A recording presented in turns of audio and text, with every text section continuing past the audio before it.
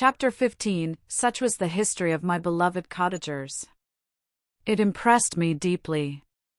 I learned, from the views of social life which it developed, to admire their virtues and to deprecate the vices of mankind. As yet I looked upon crime as a distant evil. Benevolence and generosity were ever present before me, inciting within me a desire to become an actor in the busy scene where so many admirable qualities were called forth and displayed. But in giving an account of the progress of my intellect, I must not omit a circumstance which occurred in the beginning of the month of August of the same year. One night, during my accustomed visit to the neighboring wood, where I collected my own food and brought home firing for my protectors, I found on the ground a leathern portmanteau containing several articles of dress and some books. I eagerly seized the prize and returned with it to my hovel. Fortunately, the books were written in the language, the elements of which I had acquired at the cottage. They consisted of Paradise Lost, a volume of Plutarch's Lives, and the Sorrows of Werther. The possession of these treasures gave me extreme delight. I now continually studied and exercised my mind upon these histories, whilst my friends were employed in their ordinary occupations. I can hardly describe to you the effect of these books. They produced in me an infinity of new images and feelings that sometimes raised me to ecstasy, but more frequently sunk me into the lowest dejection. In the Sorrows of Werther, besides the interest of its simple and affecting story, so many opinions are canvassed and so many lights thrown upon what had hitherto been to me obscure subjects that I found in it a never-ending source of speculation and astonishment. The gentle and domestic manners it described, combined with lofty sentiments and feelings, which had for their object something out of self, accorded well with my experience among my protectors and with the wants which were forever alive in my own bosom. But I thought Werther himself a more divine being than I had ever beheld or imagined. His character contained no pretension, but it sank deep. The disquisitions upon death and suicide were calculated to fill me with wonder. I did not pretend to enter into the merits of the case, yet I inclined towards the opinions of the hero, whose extinction I wept, without precisely understanding it. As I read, however, I applied much personally to my own feelings and condition. I found myself similar yet at the same time strangely unlike to the beings concerning whom I read and to whose conversation I was a listener. I sympathized with and partly understood them, but I was unformed in mind. I was dependent on none and related to none. The path of my departure was free, and there was none to lament my annihilation. My person was hideous and my stature gigantic. What did this mean? Who was I? What was I? Whence did I come? What was my destination? These questions continually recurred, but I was unable to solve them. The volume of Plutarch's Lives, which I possessed, contained the histories of the first founders of the ancient republics. This book had a far different effect upon me from the Sorrows of Werther. I learned from Werther's imaginations despondency and gloom, but Plutarch taught me high thoughts. He elevated me above the wretched sphere of my own reflections, to admire and love the heroes of past ages. Many things I read surpassed my understanding and experience. I had a very confused knowledge of kingdoms, wide extents of country, mighty rivers, and boundless seas. But I was perfectly unacquainted with towns and large assemblages of men. The cottage of my protectors had been the only school in which I had studied human nature, but this book developed new and mightier scenes of action. I read of men concerned in public affairs, governing or massacring their species. I felt the greatest ardor for virtue rise within me, and abhorrence for vice, as far as I understood the signification of those terms, relative as they were, as I applied them, to pleasure and pain alone. Induced by these feelings, I was of course led to admire peaceable lawgivers, Numa, Solon, and Lycurgus, in preference to Romulus and Theseus. The patriarchal lives of my protectors caused these impressions to take a firm hold on my mind. Perhaps, if my first introduction to humanity had been made by a young soldier, burning for glory and slaughter, I should have been imbued with different sensations. But Paradise Lost excited different and far deeper emotions. I read it, as I had read the other volumes which had fallen into my hands, as a true history. It moved every feeling of wonder and awe that the picture of an omnipotent God warring with his creatures was capable of exciting. I often referred to several situations, as their similarity struck me, to my own. Like Adam, I was apparently united by no link to any other being in existence, but his state was far different from mine in every other respect. He had come forth from the hands of God a perfect creature, happy and prosperous, guarded by the especial care of his Creator. He was allowed to converse with and acquire knowledge from beings of a superior nature, but I was wretched, helpless, and alone. Many times I considered Satan as the fitter emblem of my condition, for often, like him, when I viewed the bliss of my protectors, the bitter gall of envy rose within me. Another circumstance strengthened and confirmed these feelings. Soon after my arrival in the hovel, I discovered some papers in the pocket of the dress which I had taken from your laboratory. At first I had neglected them, but now that I was able to decipher the characters in which they were written, I began to study them with diligence. It was your journal of the 4 months that preceded my creation. You minutely described in these papers every step you took in the progress of your work. This history was mingled with accounts of domestic occurrences. You doubtless recollect these papers. Here they are. Everything is related in them which bears reference to my accursed origin. The whole detail of that series of disgusting circumstances which produced it is set in view. The minutest description of my odious and loathsome person is given, in language which painted your own horrors and rendered mine indelible. I sickened as I read. Hateful day when I received life! I exclaimed in agony. Accursed Creator! Why did you form a monster so hideous that even you turned from me in disgust? God, in pity, made man beautiful and alluring, after his own image, but my form is a filthy type of yours, more horrid even from the very resemblance. Satan had his companions, fellow devils, to admire and encourage him, but I am solitary and abhorred. These were the reflections of my hours of despondency and solitude, but when I contemplated the virtues of the cottagers, their amiable and benevolent dispositions, I persuaded myself that when they should become acquainted with my admiration of their virtues, they would compassionate me and overlook my personal deformity. Could they turn from their door one, however monstrous, who solicited their compassion and friendship? I resolved, at least, not to despair, but in every way to fit myself for an interview with them, which would decide my fate. I postponed this attempt for some months longer, for the importance attached to its success inspired me with a dread lest I should fail.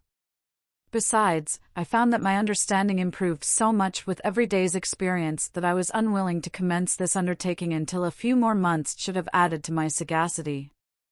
Several changes, in the meantime, took place in the cottage. The presence of Safie diffused happiness among its inhabitants, and I also found that a greater degree of plenty reigned there. Felix and Agatha spent more time in amusement and conversation, and were assisted in their labors by servants.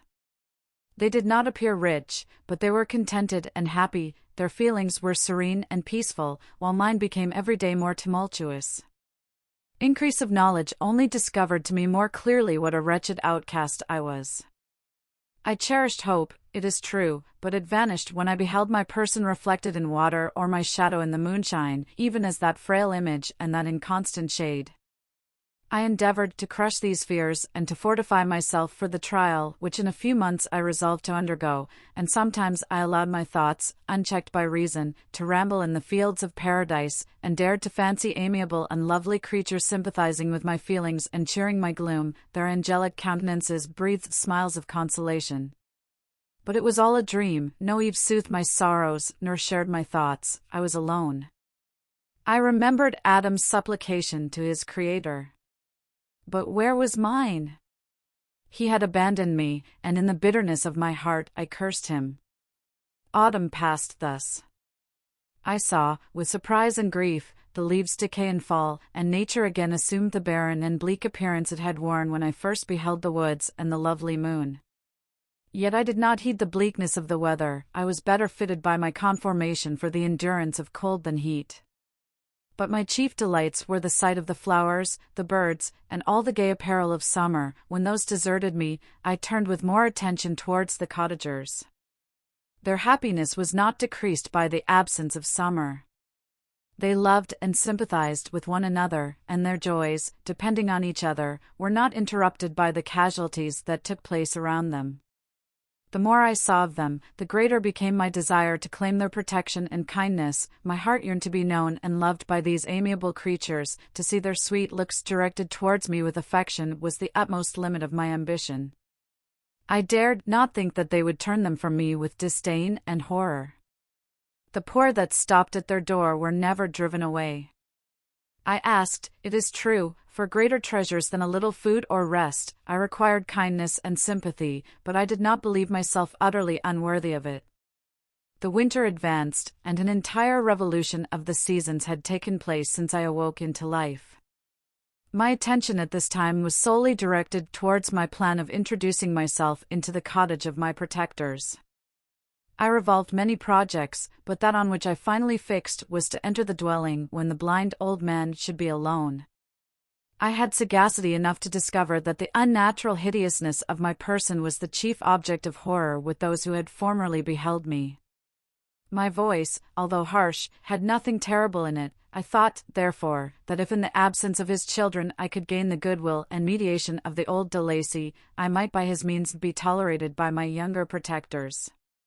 One day, when the sun shone on the red leaves that strewed the ground and diffused cheerfulness, although it denied warmth, Safie, Agatha, and Felix departed on a long country walk, and the old man, at his own desire, was left alone in the cottage.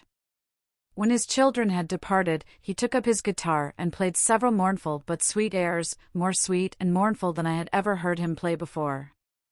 At first his countenance was illuminated with pleasure, but as he continued, thoughtfulness and sadness succeeded. At length, laying aside the instrument, he sat absorbed in reflection. My heart beat quick. This was the hour and moment of trial, which would decide my hopes or realize my fears. The servants were gone to a neighboring fair. All was silent in and around the cottage. It was an excellent opportunity, yet, when I proceeded to execute my plan, my limbs failed me and I sank to the ground. Again I rose, and exerting all the firmness of which I was master, removed the planks which I had placed before my hovel to conceal my retreat. The fresh air revived me, and with renewed determination I approached the door of their cottage. I knocked. "Who is there?" said the old man. "Come in." I entered. "Pardon this intrusion," said I. "I am a traveler in want of a little rest. You would greatly oblige me if you would allow me to remain a few minutes before the fire." "Enter," said de Lacy, "and I will try in what manner I can to relieve your wants, but, unfortunately, my children are from home, and as I am blind, I am afraid I shall find it difficult to procure food for you." "Do not trouble yourself, my kind host, I have food, it is warmth and rest only that I need." I sat down, and a silence ensued. I knew that every minute was precious to me, yet I remained irresolute in what manner to commence the interview, when the old man addressed me. "By your language, stranger, I suppose you are my countrymen. Are you French?" "No, but I was educated by a French family and understand that language only. I am now going to claim the protection of some friends, whom I sincerely love, and of whose favor I have some hopes." "Are they Germans?" "No, they are French. But let us change the subject. I am an unfortunate and deserted creature. I look around and I have no relation or friend upon earth. These amiable people to whom I go have never seen me and know little of me. I am full of fears, for if I fail there, I am an outcast in the world forever. Do not despair. To be friendless is indeed to be unfortunate, but the hearts of men, when unprejudiced by any obvious self-interest, are full of brotherly love and charity. Rely, therefore, on your hopes, and if these friends are good and amiable, do not despair.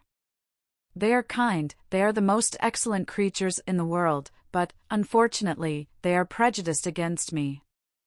I have good dispositions, my life has been hitherto harmless and in some degree beneficial, but a fatal prejudice clouds their eyes, and where they ought to see a feeling and kind friend, they behold only a detestable monster. That is indeed unfortunate, but if you are really blameless, cannot you undeceive them? I am about to undertake that task, and it is on that account that I feel so many overwhelming terrors. I tenderly love these friends. I have, unknown to them, been for many months in the habits of daily kindness towards them, but they believe that I wish to injure them, and it is that prejudice which I wish to overcome. Where do these friends reside? Near this spot. The old man paused and then continued, "If you will unreservedly confide to me the particulars of your tale, I perhaps may be of use in undeceiving them. I am blind and cannot judge of your countenance, but there is something in your words which persuades me that you are sincere. I am poor and an exile, but it will afford me true pleasure to be in any way serviceable to a human creature." Excellent man. I thank you and accept your generous offer. You raise me from the dust by this kindness, and I trust that, by your aid, I shall not be driven from the society and sympathy of your fellow creatures. Heaven forbid! Even if you were really criminal, for that can only drive you to desperation, and not instigate you to virtue. I also am unfortunate. I and my family have been condemned, although innocent. Judge, therefore, if I do not feel for your misfortunes.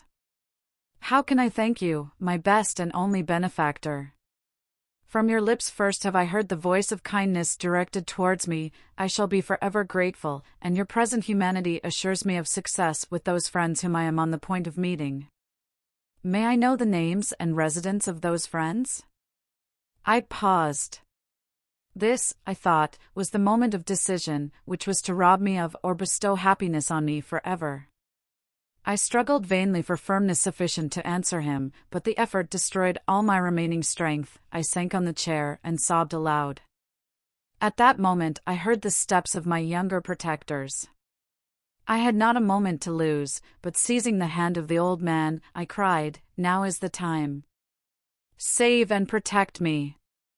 You and your family are the friends whom I seek. Do not you desert me in the hour of trial." "Great God!" exclaimed the old man. "Who are you?" At that instant the cottage door was opened, and Felix, Safie, and Agatha entered. Who can describe their horror and consternation on beholding me? Agatha fainted, and Safie, unable to attend to her friend, rushed out of the cottage. Felix darted forward, and with supernatural force tore me from his father, to whose knees I clung. In a transport of fury, he dashed me to the ground and struck me violently with a stick. I could have torn him limb from limb, as the lion rends the antelope. But my heart sank within me as with bitter sickness, and I refrained. I saw him on the point of repeating his blow, when, overcome by pain and anguish, I quitted the cottage, and in the general tumult escaped unperceived to my hovel.